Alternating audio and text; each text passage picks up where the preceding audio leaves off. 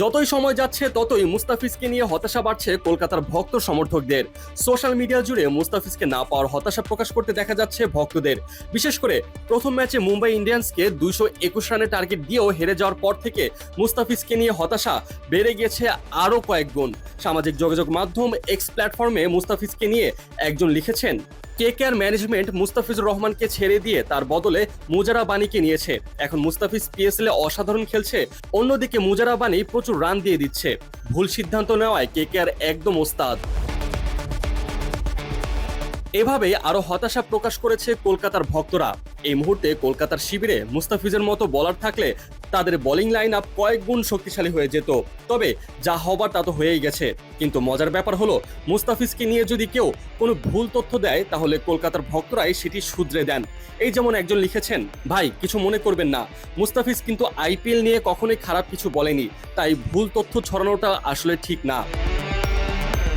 একে তো কলকাতার পেস লাইনে ফিটনেস ও ইনজুরির সমস্যা, তার উপরে মুস্তাফিজকে বাদ দেওয়া, সব মিলিয়ে হযবরল অবস্থা।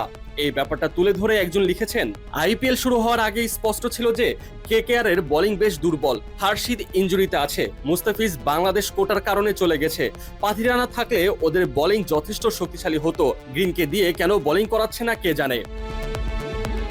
একজন তো কলকাতার প্রথম ম্যাচের দিন আফসোস করে লিখেছেন, মুস্তাফিজের আজ মুম্বাইতে কেকেআরের হয়ে খেলার কথা ছিল, অথচ সে লাহোর কালান্দার্সের হয়ে খেলছে।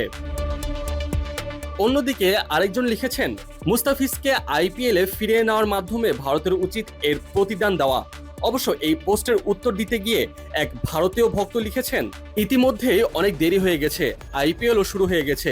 যদি কেউ ইনজুরিতে পড়ে তবে হয়তো আমরা বিকল্প হিসেবে কোনো বাংলাদেশি খেলোয়াড়কে নিতে পারি।